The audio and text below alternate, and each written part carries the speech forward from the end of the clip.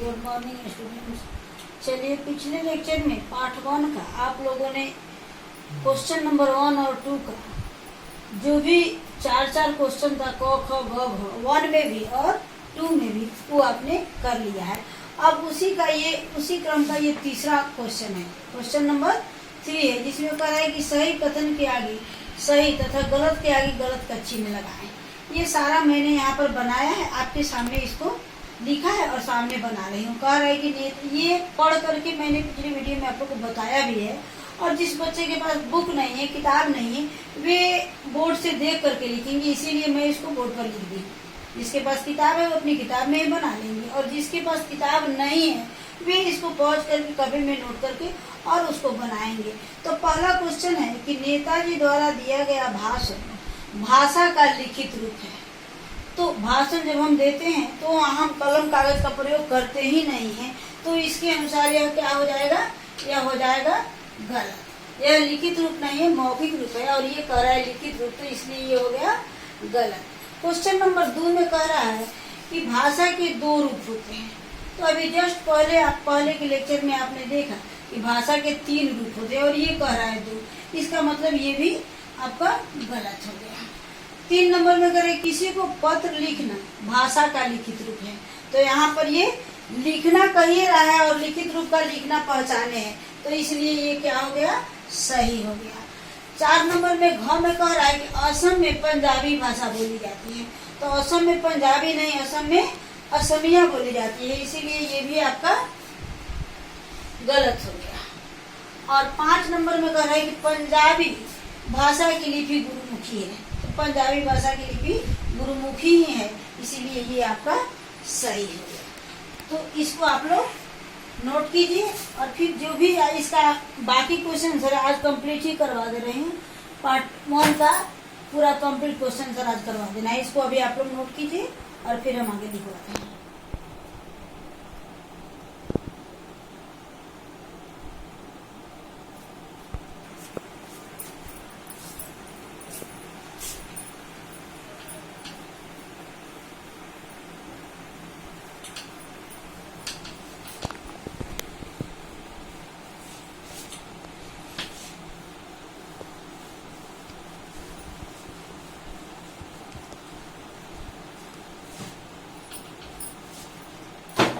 ये question number 4 है। Question number 4 में दिया है कि सही विकल्प पर सही के चिन्ह लगाएं।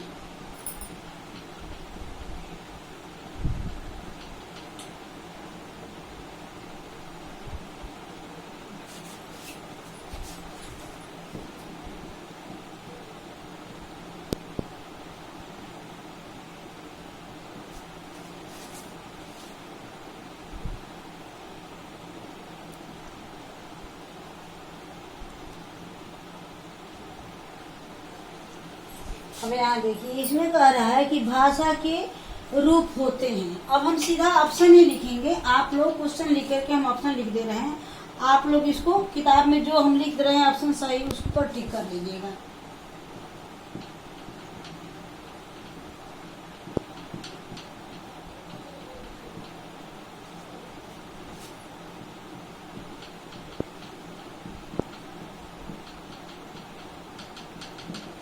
अब यहाँ कह रहा है कितने, यहाँ क्वेश्चन मार्क दिया नहीं है, डैश दे दिया है, और आपको लिखना है कि कितने रूप होते हैं। तो आप जानते हैं कि भाषा के 3 रूप होते हैं, तो आप यहाँ पर लिखेंगे 3 जहाँ दिया होगा उसी को आप टिक मार्क करेंगे। क्वेश्चन नंबर 2 में दिया है हिंदी भाषा की लिपि का नाम है।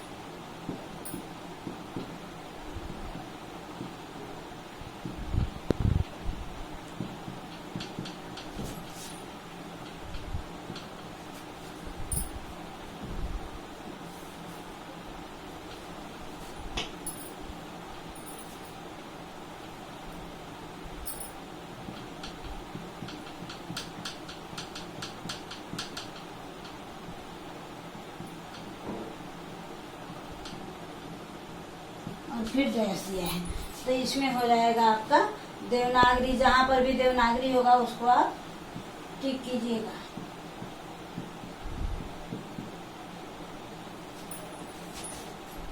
3 नंबर क्वेश्चन दिया है, भाषा का शुद्ध ज्ञान कराता है।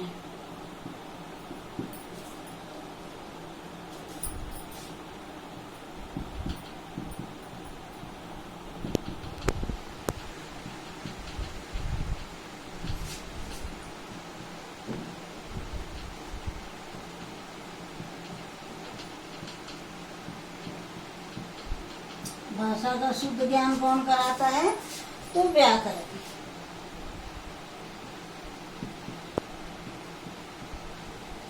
पोस्ट में जहां दिया होगा व्याकरण उसको आप लोग टिक कर दीजिएगा। 4 नंबर में दिया है, भाषा को लिखने की विधि कहलाती है।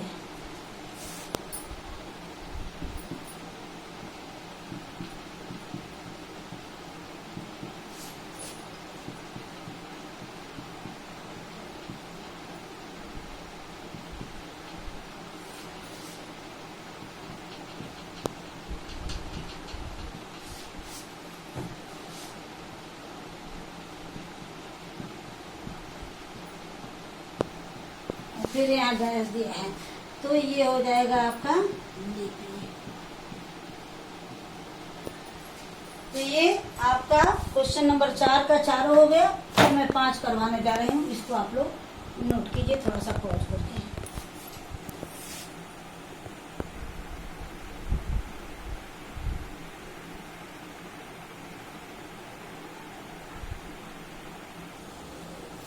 चलिए अब मैं आपको क्वेश्चन नंबर 5 करवाने जा रही हूँ। ये 4 आपका हो गया। अब क्वेश्चन नंबर 5 में दिया है कि नीचे दिए गए वाक्यों को शुद्ध करके लिखिए।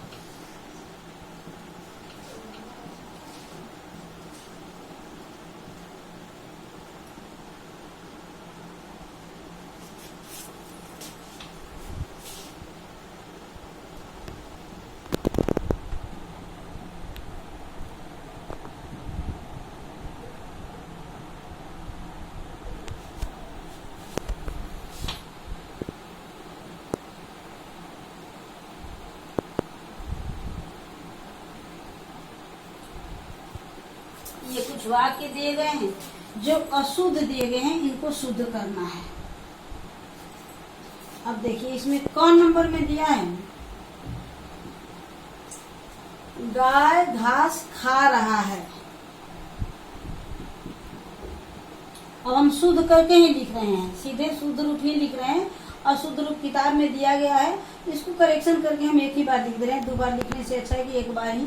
तो गाय हम जानते हैं कि स्त्रीलिंग है, तो यहाँ खा रहा है हमारा गलत हो जाएगा। तो गाय घास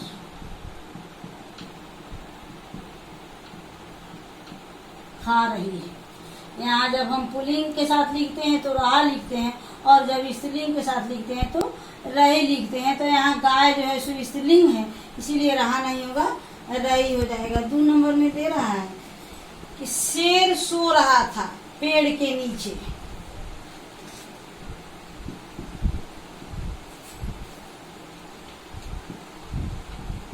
इसका शुद्ध रूप होगा शेर पेड़ के नीचे सो रहा था।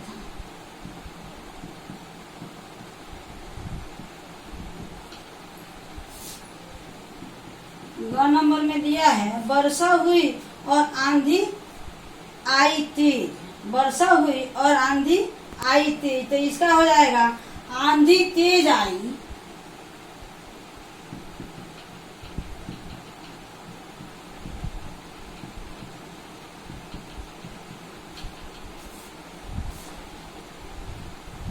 और वर्षा हुई।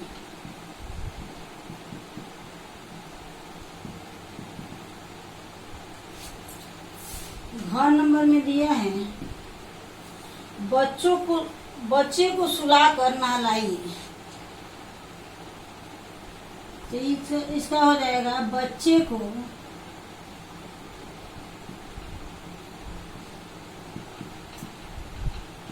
नहलाकर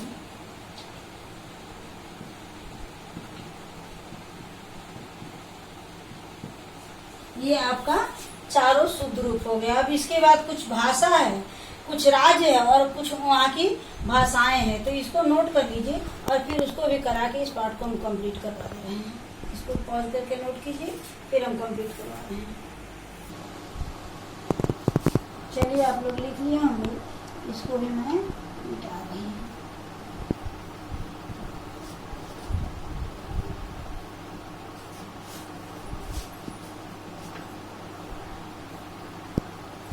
और पार्ट 1 का एक क्वेश्चन बचा है जो पजल है, क्वेश्चन नंबर 6 है। तो क्वेश्चन नंबर 6 है, इसमें कुछ राज्य है, यहाँ मैं राज्य लिख दे रही हूँ और यहाँ उसकी वहाँ की भाषा है। अब राज्य के सामने सामने सबसे पहले है गुजरात। गुजरात की भाषा क्या है? गुजरात। 2 नंबर में दिया है बंगाल।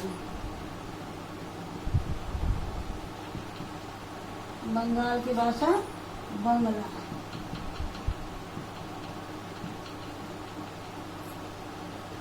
3 नंबर में दिया है असम।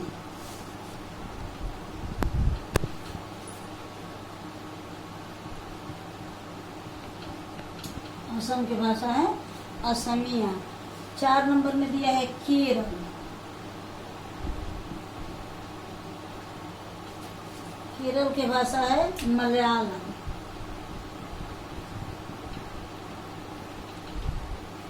5 नंबर में दिया है उत्तर प्रदेश।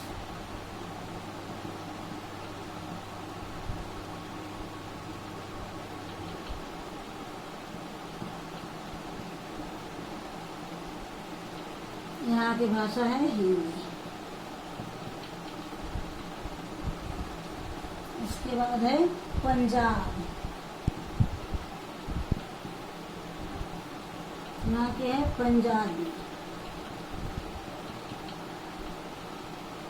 और एक और है महाराष्ट्र और उड़ीसा, यहाँ पर सकते हैं।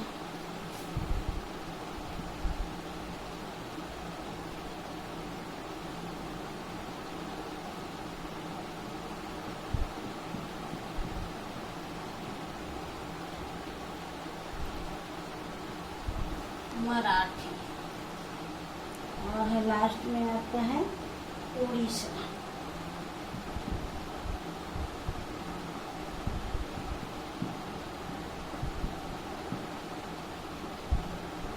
यहाँ का दिया है उड़िया। तो ये आपका कुछ राज्य और वहाँ की भाषाएं हैं, इसको आप लोग लिख लीजिएगा कॉपी में और इसको याद भी कर लीजिएगा। फिर अब कल हम आपको मेन बुक का पार्ट 1 पढ़ाएंगे अगले लेक्चर में। पॉज करके इसको नोट कीजिए।